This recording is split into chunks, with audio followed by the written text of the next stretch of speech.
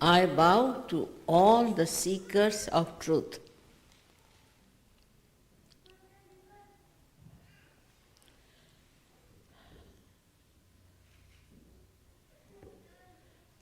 I do not know how to thank the Mayor of Oakland and Mayor of Berkeley for being so kind to give this certificate to me.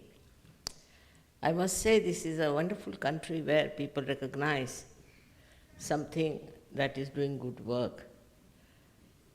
Really, remarkable it is.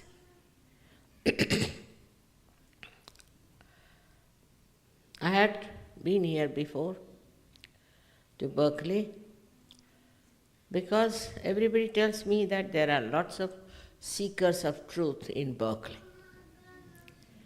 This is the thing that has attracted me very much. But first of all, we should know what are we seeking all these days. Once you start seeking, it goes on like a rat race of seeking. Or have you been able to find something? So what do you have to find in your seeking? As you know, in all the scriptures, it is being told that you have to know yourself. You don't know yourself. You don't know what problems you have within. People get into diseases without knowing till it develops into a very serious trouble. Also, they go on hurting others, being jealous with others, being in tension and stress. All kinds of problems come to them and they don't know why it happens. Why? What is the reason? So today I am going to tell you how you have to know yourself. First of all, you must decide that you have been seeking, and this is the place known for its seeking. It's high time you better come to the end of it and seek what you have been seeking and you get it. That's the promise. First and foremost thing, when we are seeking, we should know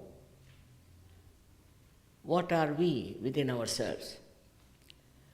What do we know about ourselves is only through doctors or through psychologists or some people, which is very superficial knowledge about ourselves. In our depth, in our within, what do we have which doctors don't know is the parasympathetic nervous system. They don't know. Sympathetic system is the system by which when we work very hard, we run and do all kinds of things, the sympathetic goes into action. Heart will start beating fast. But what brings it to normal is the parasympathetic. And this is what we have to know within ourselves, that it exists and it operates automatically. How it exists and how it works out, that's why we have to know.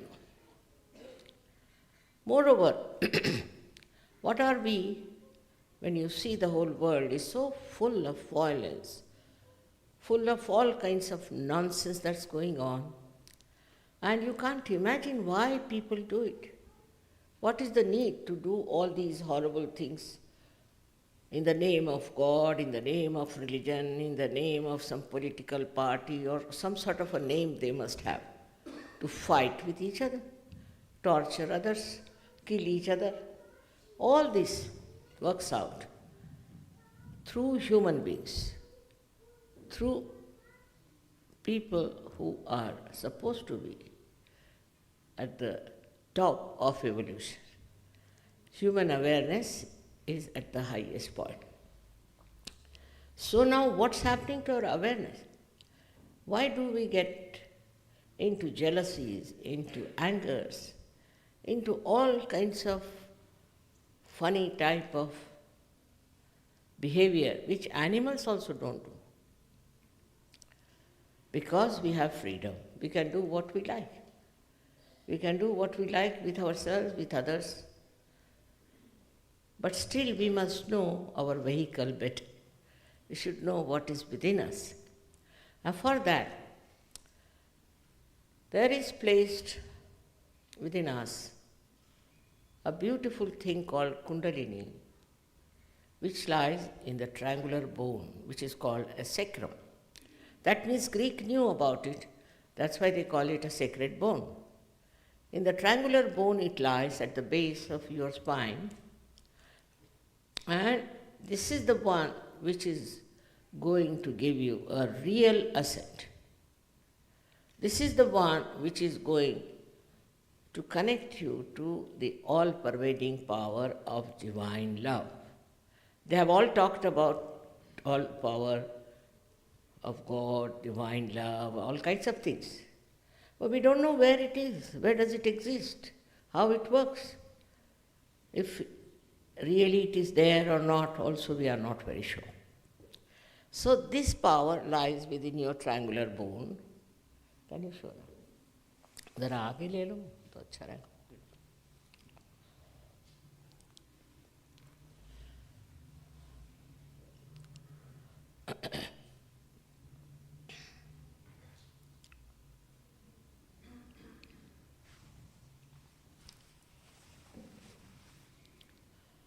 All of you have this power within you.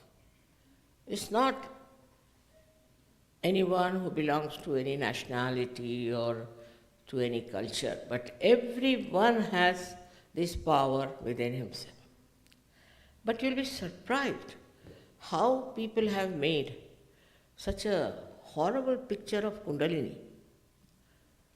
And they say that when the Kundalini rises, you may go mad, you may shout, you must do all kinds of things. Because they have no authority to do it. Because they don't know how to do it. That's why they make up a story like that and tell you, because they don't want you to ascend, I think. Or they don't know. They are incapable of awakening the Kundalini. But I must tell you that she is your mother. She is your individual mother. She knows everything about it. It's all recorded. Whatever was your past, whatever mistakes you committed, whatever aspirations you have, everything she knows about is all recorded there in a 3.5 column. But she's your mother, your own mother, and when you were born, your mother took all the trouble upon herself. She didn't give you trouble. In the same way, when this Kundalini rises, she doesn't give you any trouble. Now, people are afraid even to talk about Kundalini because those who talked about Kundalini were, I don't know what sort of people they were. And it was such a misleading thing that they thought it's better not to talk about. But talk is talk. Talk is not everything. What has to happen, the awakening of this Kundalini? It's an actualization. It is not just talking, giving lectures. You do this, you stand like this, put your hand this way, your legs that way. It's not that. It's very simple that this Kundalini, which is responsible for your last ascent, your, I should say, the last step in your evolution, this Kundalini is your own mother, and she cannot harm. She can never do that. This is the fact I would like to tell you first of all. Because I know in America, all kinds of people have come from India. Those people also who were released from jail wore some sort of a dress and came here. They're all minting money, that's what they are doing, they're good at it. So, if you have any understanding about divinity, you must understand that you cannot sell it and you cannot purchase it. If you can purchase some person, then such a person cannot be your master. He can be your servant, but not your master. So once you understand this point, It's very important for you people to know that it is not sellable.